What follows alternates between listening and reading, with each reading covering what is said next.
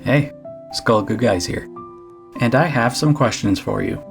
Do you love anime? Do you love fighting games? Do you love some good old girls love?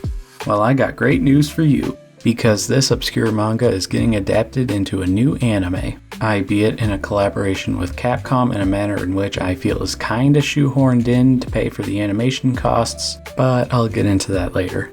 Young Ladies Don't Play Fighting Games is a comedy yuri drama created by Eri Ejima, published by Media Factory in their monthly comic Flapper, which is their monthly manga magazine similar to the likes of Weekly Shonen Jump and New Type magazine, specializing with manga aimed towards the Shien or young adult demographics. Besides her manga, I have not been able to find much info about the author, but hey, if she wants to reveal more about herself in the future, that's cool.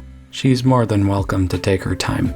Anyway, some of her other works include Shoujo Kessen Orgia, the Akale Anata ni Hibiku Yuri Anthology, and Yuzumori-san. Typically, she creates stories revolving around adolescent girls and their daily lives. And there's only 8 volumes available of this series with no end in sight. So I'd say we got a few more volumes before the story will finish. So now you're wondering, who are these young ladies and why don't they play fighting games? Well, this is where our main protagonist, Mitsuku Aya, makes the roster. She used to be a tomboyish girl who used to thrive off of beating all the boys at fighting games, even if this would distance herself from other girls her age. Though as time progressed, she started to feel no joy towards fighting games, especially since she would delve further and further into games at the expense of her social life, which is sadly a true reality for many gamers regardless of their gender, rank, game of choice, or whatever really. So she decided to hit the books, got a scholarship, and started to attend the prestigious Kuromi Girls Academy, all in the attempt to better herself and to better fit in with society. One day at school, she runs into fellow classmate Yore Mio, a prettier, smarter, and more graceful young lady.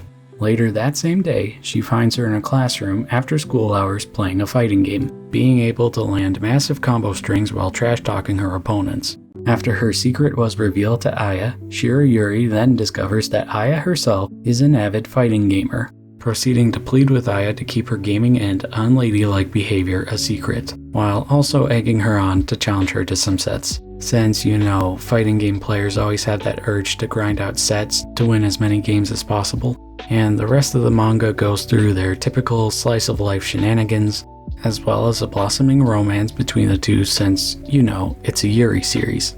I don't want to give out any more major spoilers for those who have an interest in reading this series, but all I have to say is that the series does a great job in capturing the essence of the fighting game community, while still catering to fans of slice-of-life stories. One thing that I appreciate about this series is that it was written by someone who actually has knowledge on fighting games, or at least did their homework, no pun intended. Because when it comes to stories about video games, you're lucky if the showrunners or the writers or whoever even play them, let alone the games and the genre in which they're being adapted into. Even making references to real-world peripherals like the Mad Catz TE2 and the Razer Panthera.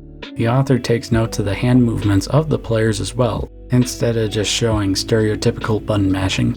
And I'm gonna get this out of the way here, I'm not one who seeks out Yuri, or the male equivalent to that, yaoi, for that matter. Sorry to all the yaoi fangirls stumbling across my channel for the first time. Nothing against it, just not my interest. So I can't really compare it to others in their respective subgenres, though I've been exposed to my fair share of slice-of-life anime in my teenage years, and all I have to say is that it's pretty typical for the most part.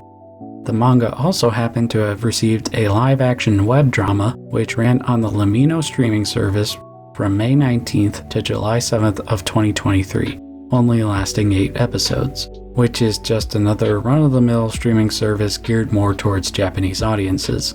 I just learned about this series while researching this video, so I have no idea how faithful it is to the manga in its entirety, despite incorporating Street Fighter into the show just like the anime.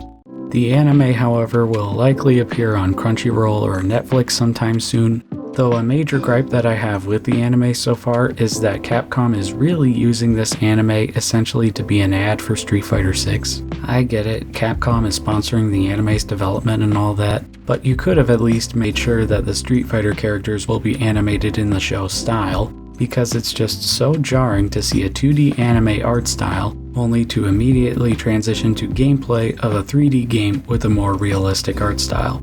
Sure, it's not an eyesore like the 3D animated Berserk movies, but this just comes across as cheap and lazy. Who knows, maybe they're just using gameplay as a placeholder, and saving all the good stuff for when the show actually drops.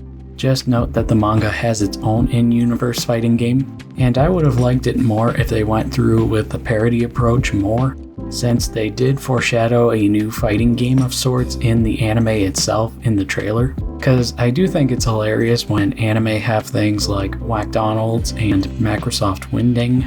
Beats me, all I know is that we're just gonna have to wait and see. I hope that you enjoyed this overview of Young Ladies Don't Play Fighting Games. Remember to support your locals, make your bed, eat a vegetable, and I'll see you all again next time. GG's.